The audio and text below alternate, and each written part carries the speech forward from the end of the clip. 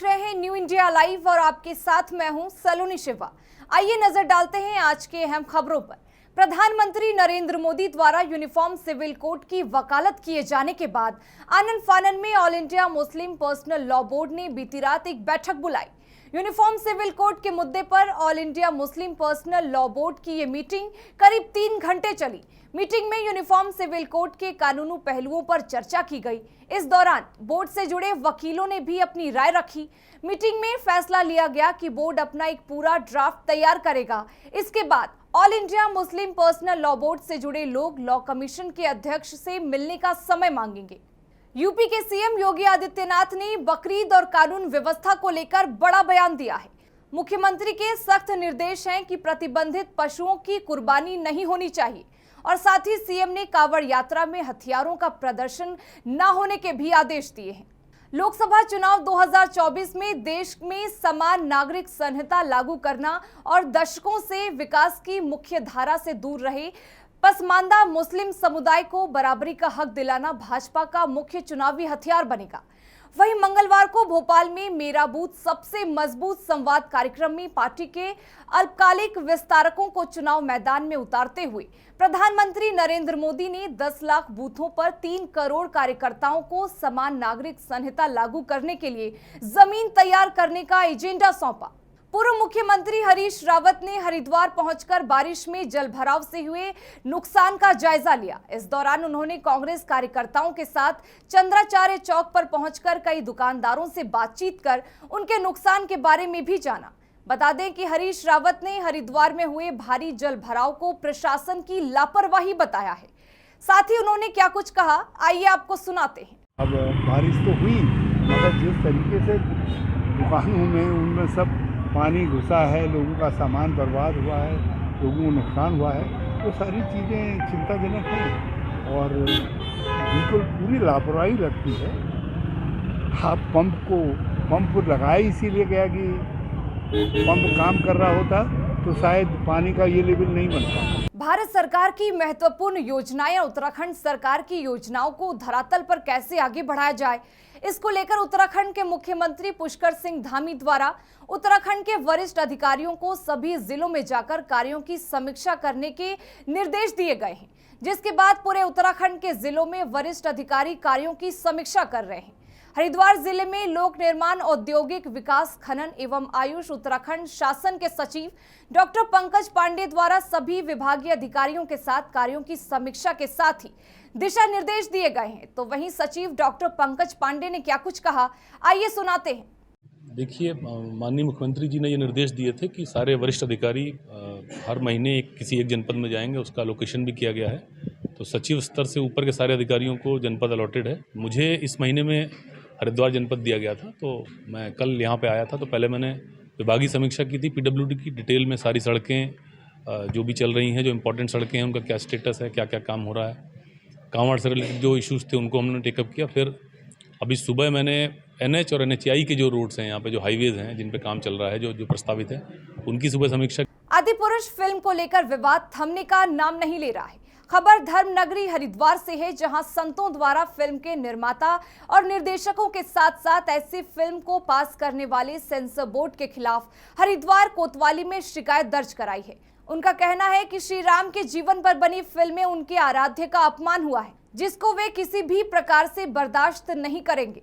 उनकी मांग है कि पुलिस उनकी शिकायत पर मुकदमा दर्ज करते हुए ऐसे लोगों को गिरफ्तार करने का काम करे। एक तहरीर दिया आज आपने आदिपुरुष फिल्म में जो कथानक हैं, जो उसकी रोल कर रहे हैं राम जी, सीता जी, हनुमान जी आदि का, वो बड़ा अव्यवहारिक है और धर्म विरुद्ध है। उसके खिलाफ यहाँ एक तहरीर दी गई है, उनके खिलाफ एक मुकदमा दर्ज हो। और जिस प्रकार से हिंदू सभ्यता और संस्कृति के खिलाफ एक कुठाराघात करने का काम बॉलीवुड कर रहा है, ये संत समाज बिल्कुल बर्दाश्त नहीं करेगा। बीएचयू के सामाजिक विज्ञान सकाय में चल रहे युवा महोत्सव के तहत बुधवार को होने वाले सांस्कृतिक कार्यक्रम राहगीर पर रोक से नाराज छात्रों ने मंगलवार को जमकर हंगामा किया। स्वतंत्रता भवन के मुख्य द्वार पर ताला जड़कर संकाय प्रमुख प्रोफेसर बिंदा परांजपे को परिसर में बंधक बनाए रखा। करीब घंटे भर बाद पुलिस आई, फिर विश्वविद्यालय के सुरक्षा कर्मियों ने ताला तोड़कर संकाय प्रमुख को किसी तरह बाहर निकलवाया। इस दौरान उनकी छात्रों से नोकझोंक भी हुई। स्वतंत्रता भवन से निकली संकाय प्रमुख के सामने छात्र जमीन पर लेट गए और उन्हें रोकने का प्रयास करने लगे, लेकिन वह फांद कर निकल गए।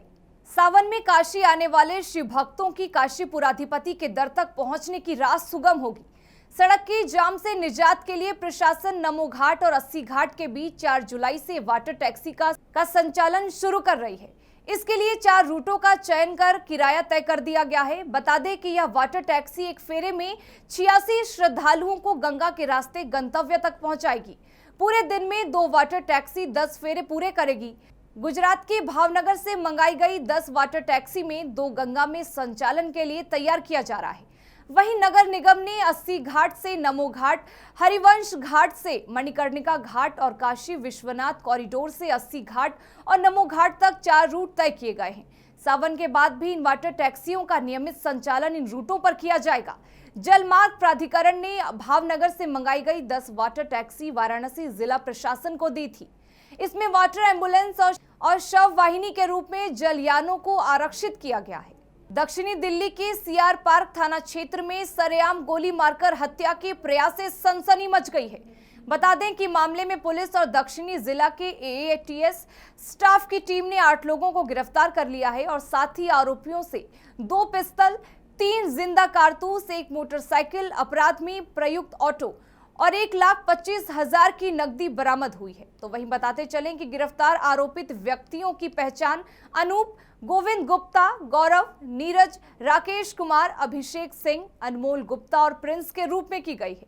आरोपी हरियाणा, फरीदाबाद और दिल्ली के संगम विहार के रहने वाले बताए जा रहे हैं। दिल्ली जिला पुलिस उपायुक्त चंदन चौधरी ने इस मामले में जानकारी देते हुए क्या कुछ कहा, आइए सुनाते हैं। करीब 7:56 पे विक्टिम सचिन गुप्ता अपने दोस्त वसीम के साथ गाड़ी में गोविंदपुरी से जा रहा था, एनएफसी की तरफ जा रहा था। तभी बाटा शोरूम है सीआर पार्क में, जहाँ पे फायरिंग का इंसिडेंट हुआ। 2 बाइक सवार गाड़ी का पीछा कर रहे थे और गाड़ी जब स्लो हुई है तो उसमें से पिलियन राइडर नीचे उतर के उसने 1 राउंड फायर किया।